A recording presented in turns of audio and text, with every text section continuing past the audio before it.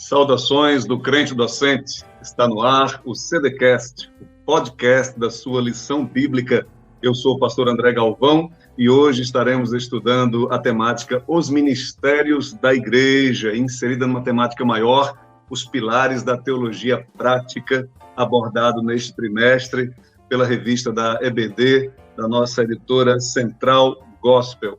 Eu digo sempre, meus amados, que é essencial que a igreja conheça e esteja familiarizada, né, acerca dos dons ministeriais, que são fundamentais, são vitais, são pivotais, fulcrais para toda a estrutura eclesiástica. Então, queremos aqui que a aula de hoje seja de muita relevância para a tua vida. Mas antes, eu gostaria de pedir para você que nos acompanha neste momento, que você divulgue o trabalho do crente docente, né, que é um trabalho de excelência, um trabalho de qualidade. E para isso você só precisa se inscrever, né, no nosso canal, deixar o seu like, né, e acionar o sininho para ficar por dentro de todas as nossas novidades, tá bom? Eu agradeço a Deus por esta oportunidade de estar mais uma vez aqui convosco e também agradeço ao nosso querido amigo, irmão, pastor Edivanei, né, pelo honroso convite que nos fez, tá bom? Vamos então ao início do nosso estudo de hoje. É importante e fascinante estudarmos sobre os dons ministeriais, ou ministérios da igreja, não é? O ilustre comentarista da lição, o pastor Gilmar Chaves, ele já nos traz no textual escolhido, uma passagem fundamental para este estudo, que é aquela passagem que se encontra em Efésios, capítulo 4, dos versículos, ele selecionou o versículo 13, mas nós vamos aqui fazer uma leitura dos versículos do 11 ao 15, que diz assim: e ele mesmo deu uns para apóstolos, e outros para profetas, e outros para evangelistas, e outros para pastores e doutores, querendo o aperfeiçoamento dos santos para a obra do ministério, para a edificação do corpo de Cristo, até que todos cheguemos à unidade da fé, ao conhecimento do Filho de Deus, a varão perfeito, à medida da estatura completa de Cristo, para que não sejamos mais meninos inconstantes, levados em roda por todo o vento de doutrina, pelo engano dos homens que com astúcia enganam fraudulosamente. Antes, seguindo a verdade em amor, cresçamos em tudo naquele que é a cabeça, Cristo. Meus amados, percebe-se que é uma leitura densa, detalhada, não é? Mas é ao mesmo tempo sintética, não é? Porque eu entendo, queridos, que nas sínteses de Deus existe muita revelação para nós, não é? A carta aos Efésios, assim, falando de uma forma bem sintética, bem geral, não é? Ela foi escrita aproximadamente uns 5 anos antes da morte do apóstolo Paulo, não é? Ele estava preso, muito provavelmente, em Roma, e a carta aos Efésios, eu digo sempre que ela é um dos picos, dos píncaros da revelação divina, não é? É uma carta pequena, ela tem poucos versículos, mas é de uma elaboração espiritual muito profunda e muito grande. E um dos contextos da carta é justamente a unidade da fé. Unidade esta que poderia ser conceituada como possuir um só eixo vetorial, uma só direção, né? A unidade da fé, a unidade é fundamental em todas as instâncias da vida. É fundamental na nossa casa, no nosso trabalho, na nossa igreja. Caso contrário, quando não há unidade, o que é que acontece?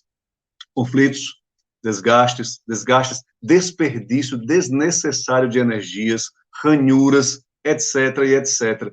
Essa unidade de propósito, ela é direcionada a todos os cristãos, porque todos, T-O-D-O-S, todos somos, né, chamados a participarmos da obra do mestre, não é? E os dons ministeriais do versículo 11 que nós lemos aqui, não é? Esses 5 dons ministeriais, eles são dados com a finalidade, né, de equipar, municiar, instrumentalizar, capacitar os membros da igreja, isso é importante, tá? Para o desempenho pessoal de suas funções, né? É o que nós encontramos no versículo 12, querendo o aperfeiçoamento dos santos para a obra do ministério, para a edificação do corpo de Cristo, e o versículo 14 vai falar sobre a finalidade, para que não sejamos mais meninos inconstantes, levados em roda por todo o vento de doutrina, pelo engano dos homens que, com astúcia, enganam fraudulosamente, ou seja, é para o bem do corpo de Cristo.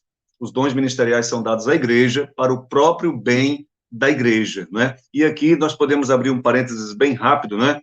há dois temas fundamentais no Novo Testamento, né? O primeiro é como nós somos redimidos em Cristo, e o segundo é justamente como nós, os redimidos, devemos viver, né? Na carta aos Efésios, a partir do versículo do capítulo 4, nós vamos tratar justamente dessa segunda parte. Como nós devemos viver, nós que somos redimidos em Cristo, né? A igreja, ela é formada por um grupo de pessoas que foi vocacionada. Ela é vocacionada e ela é capacitada através dos dons ministeriais, não é? E com isso ela não se permite ser enganada, não é? E portanto esse versículo 14 que nós lemos aqui, ele é eminentemente apologético. Ele promove uma defesa da fé, não é? Porque conhecendo a verdade, os falsos mestres são rejeitados. Isto é ponto pacífico. Quando se conhece a verdade, quando a igreja está estruturada e edificada na verdade, os falsos mestres são rejeitados, né? E o que é a verdade? A verdade é justamente a fé e a mensagem, né, de quem? Dos apóstolos. A fé e a mensagem dos apóstolos é a verdade. Dos apóstolos, depois dos profetas, dos evangelistas, dos pastores e dos mestres do Novo Testamento, né?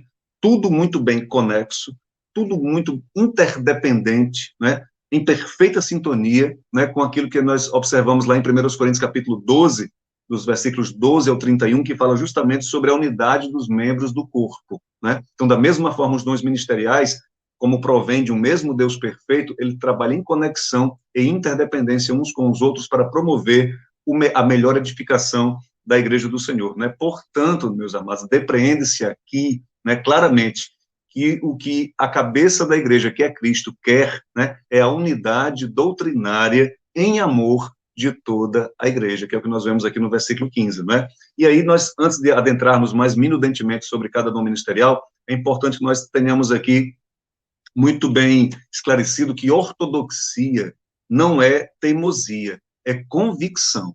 A ortodoxia, né, o caminho direito, a fé ordenada dentro da sã doutrina, ela não é teimosia, ela é convicção, né?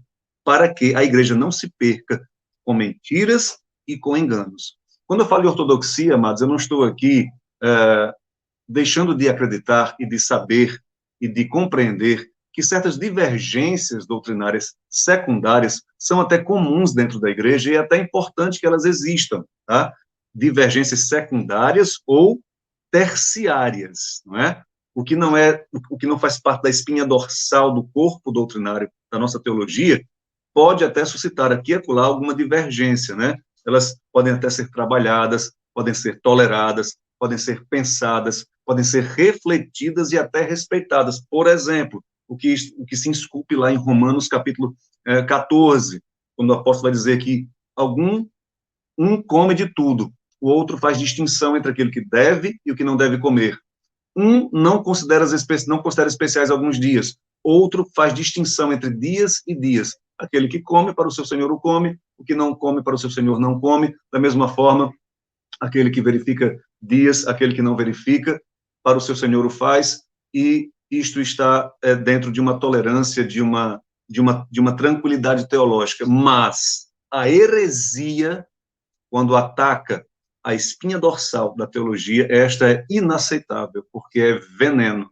É veneno para minar a saúde, para destruir e matar a vida da igreja. Vem como este assunto é sério, meus queridos. E agora vamos entrar no tópico 2 da lição, que irá tratar mais detalhadamente, né, de cada categoria de dons ministeriais. E aqui o versículo base é o de Efésios 4, verso 11, não é, que vai dizer o seguinte: ele mesmo deu uns para apóstolos, e outros para profetas, e outros para evangelistas, e outros para pastores e doutores. Aqui nós percebemos uma clara exposição. O Espírito Santo, através do apóstolo Paulo, foi claríssimo aqui, foi de uma clareza solar, não é?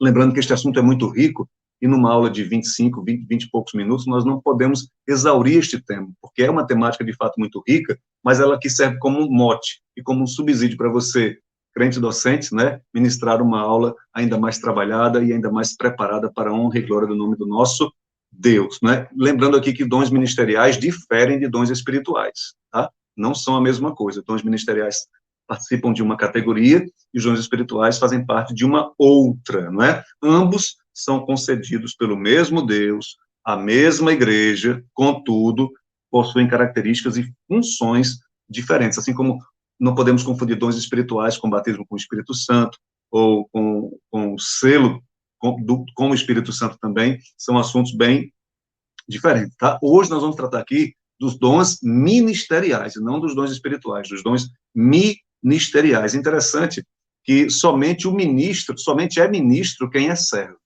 Quem não é servo não é ministro, né? Inclusive a palavra ministro, ela etimologicamente, se você puxar bem para as origens dela, você vai cair naquele remador das galés, né? Era aquele escravo que realizava o serviço mais penoso, né? Então o ministro, antes de ser uma honraria, ele é um serviço pesado, é um serviço que se faz, que se presta à obra de Deus, por amor a Deus, de forma muitas vezes árdua, laboriosa e em meio a tantas lágrimas, tá certo? Inclusive o exemplo maior vemos em quem? Justamente no nosso Senhor Jesus, quando ele vai dizer lá em Marcos, capítulo 10, verso 45, ele vai dizer, porque o Filho do Homem também não veio para ser servido, mas para servir e dar a sua vida em resgate de muitos. Ele é o nosso exemplo maior. E aí vamos entrar, então, na primeira categoria, que é a dos apóstolos, né? Apóstolos. Nós, quando falamos em apóstolos, nós nos lembramos logo dos 12 apóstolos, né?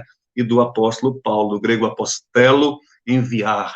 Quem é o apóstolo? É alguém enviado em uma missão especial. No Novo Testamento, alguém é chamado de apóstolo? Sim, sim. Vamos ver o maior deles? Vamos lá para Hebreus. Hebreus, capítulo 3. Hebreus, carta aos Hebreus, capítulo 3, versículo 1. Vamos ver o que diz lá na palavra de Deus, nesta perícope. Hebreus 3, verso 1, diz o seguinte: pelo que, irmãos santos, participantes da vocação celestial, considerai a Jesus Cristo, apóstolo e sumo sacerdote da nossa confissão. Então, ele é o apóstolo dos apóstolos. Ele é o maior de todos, não é? Lá em Mateus, capítulo 10, verso 2, nós vamos encontrar também os 12 apóstolos, aqueles que são enviados, né? E por falar no Senhor Jesus como apóstolo, ele foi enviado com a mais nobre, com a mais difícil de todas as missões que somente ele poderia cumprir. João 3,16, porque Deus amou o mundo de tal maneira que deu o seu Filho único para que todo aquele que nele crê não pereça, mas tenha a vida eterna. A mais nobre, a mais difícil de todas as missões foi cumprida pelo grande apóstolo, o nosso Senhor Jesus, o nosso Deus e Salvador, não é? Mas aí nós também nos lembramos dos 12 apóstolos, né? A lista se encontra lá também em Mateus capítulo 10, versículo 2. Nós vemos também aquele texto lá de Romanos capítulo 1, verso 1, que diz assim: Paulo, servo de Jesus Cristo, chamado para apóstolo, separado para o evangelho de Deus. Nós vemos lá também em Atos dos Apóstolos, capítulo 14, Atos, capítulo 14, verso 14, um recurso mnemônico, né? Atos 14, 14 vai dizer o quê? Ouvindo, porém, isto, os apóstolos, essa passagem acontece na cidade de Listra, não é? Ouvindo, porém, isto, os apóstolos Barnabé e Paulo rasgaram as suas vestes e saltaram para o meio da multidão, clamando. Os apóstolos, Barnabé e Paulo, ou seja, Barnabé também está inserido aí dentro de uma categoria apostolar. Romanos 16, 7, o texto vai dizer: saudai a Andrônico e a Júnia, meus parentes e meus companheiros na prisão, os quais se distinguiram entre os apóstolos e que foram antes de mim em Cristo. Veja que outras pessoas também são chamadas de apóstolo. Então, apóstolo não eram somente os 12 e nem o apóstolo Paulo. Contudo, isso precisa ficar bem claro aqui, né? Os 12 do colégio apostólico original, né? À exceção de Judas, que foi substituído por Matias, e o apóstolo Paulo possuem uma referência única, exclusiva e especial. Eles possuem uma autoridade ímpar, né, em relação a dois aspectos. Primeiro, a revelação divina, e segundo, a mensagem original do evangelho.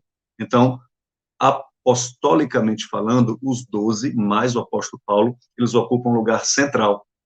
Inclusive, é o próprio Paulo quem vai dizer posteriormente, lá em Gálatas, capítulo 1, versículos 8 e 9, que se alguém vos pregar um outro evangelho, que seja anátema, que seja maldito, que seja afastado imediatamente. Tá bom? Então, o colégio apostólico, com base distintiva da revelação divina e da mensagem original do Evangelho, ele está fechado e não há mais abertura para nenhum outro, homem ou mulher, ingressar neste seleto grupo, porque foi o próprio Deus quem selecionou, né? O apóstolo é aquele que não consegue, amados, ele ficar tranquilo ao ver as cidades, sejam elas Rio de Janeiro, São Paulo, Natal, Recife, Mossoró, Olinda, Marabá, Boston, né? A cidade de Braga, em Portugal, enfim, qualquer cidade, né, sem igrejas plantadas. Ele se incomoda com isso, ele tem alergia, né, em saber que existem locais onde o evangelho não chegou, né, e ele se sente na necessidade de ser enviado, né?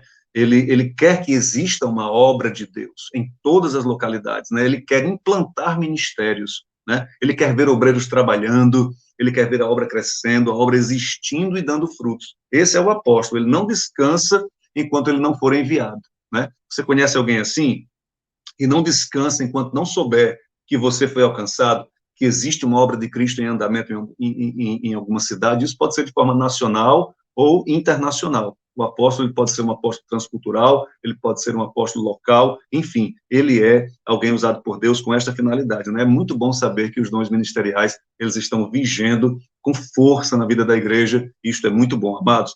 A próxima categoria, o de profeta, né? Literalmente um porta-voz. O profeta, literalmente, é um porta-voz de Deus. No Antigo Testamento, foram os primeiros instrumentos de Deus para falar ao povo a mensagem de Deus, né? Inclusive, no quarto trimestre de 2021, a editora Central Gospel trabalhou, né, o tema do ministério profético, né? Sua importância e sua contemporaneidade. Foi, inclusive, comentado pelo nosso querido amigo e pastor Jarmuth Jordão, uma lição muito bem escrita, onde nós vimos a evolução do ministério profético, como ele foi se organizando aos poucos, né, paulatinamente ao longo do Antigo Testamento.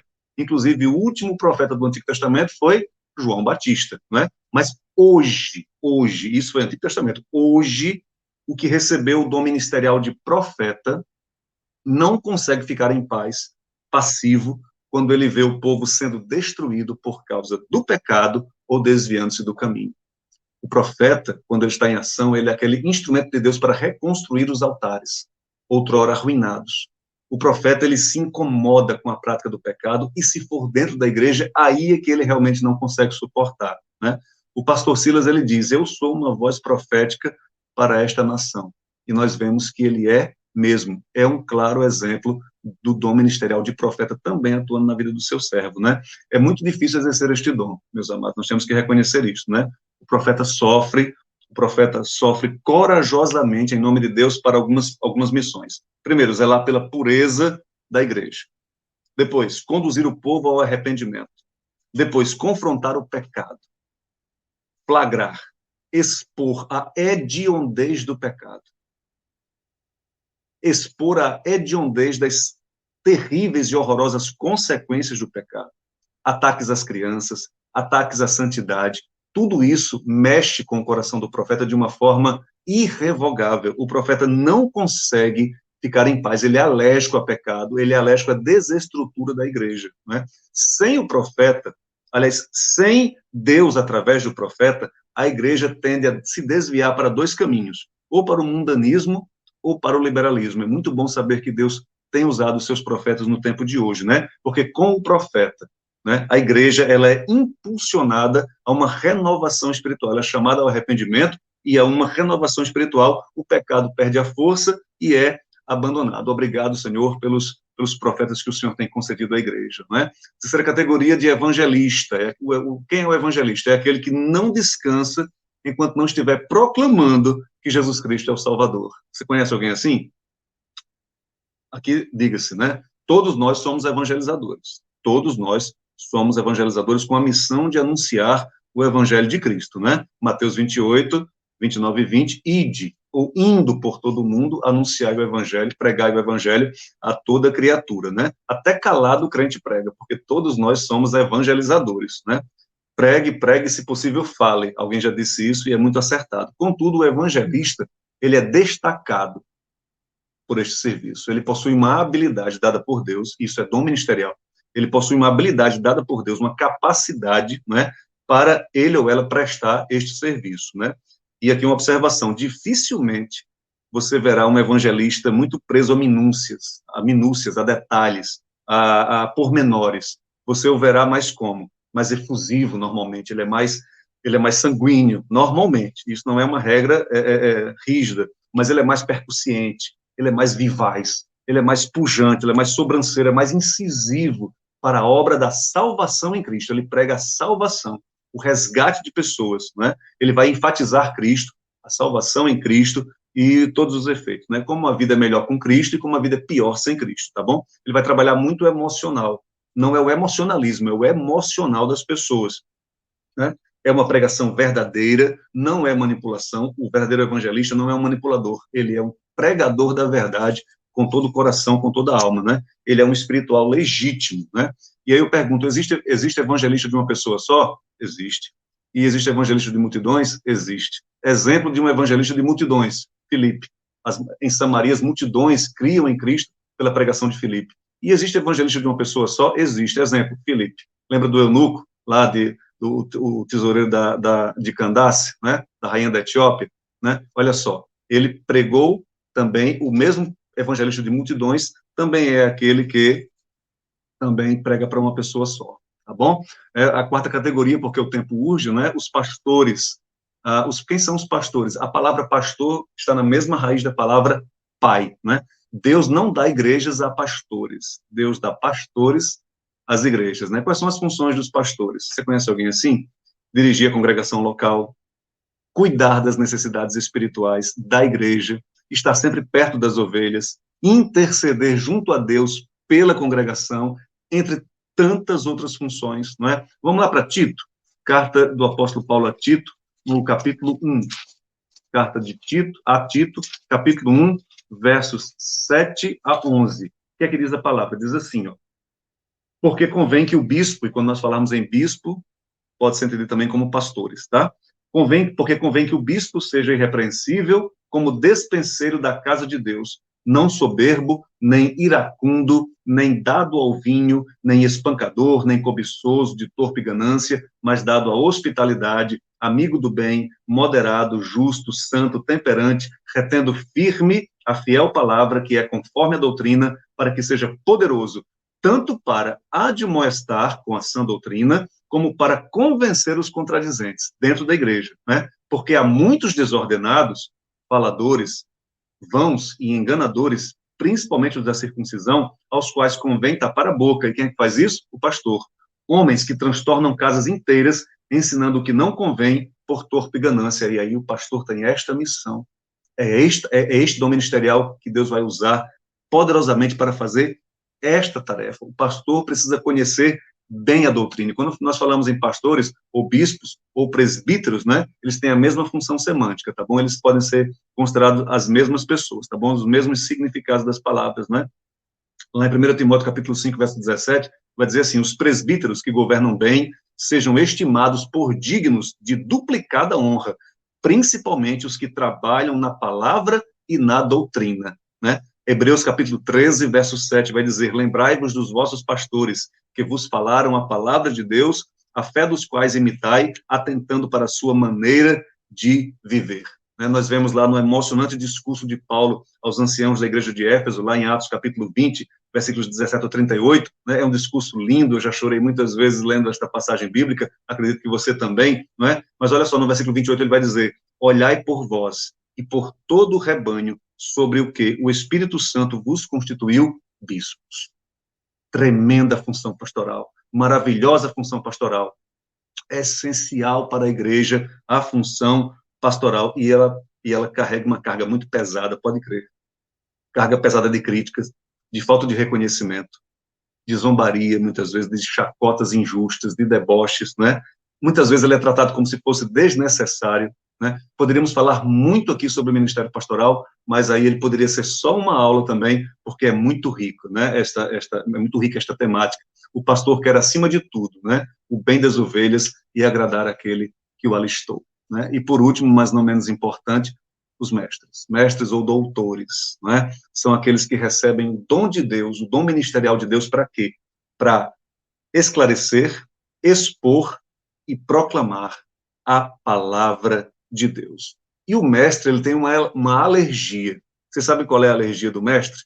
O mestre tem uma alergia, resposta. a heresia. Ele não suporta heresia. Quando entra heresia na história, o mestre fica logo empelotado, como nós dizemos aqui no Nordeste, né? Empelota logo. O mestre, ele começa logo a morticar, ele não consegue suportar a presença de heresia, né? O mecanismo de defesa é acionado imediatamente. Você conhece alguém assim? É como o profeta em relação ao pecado, é o mestre em relação à heresia, né?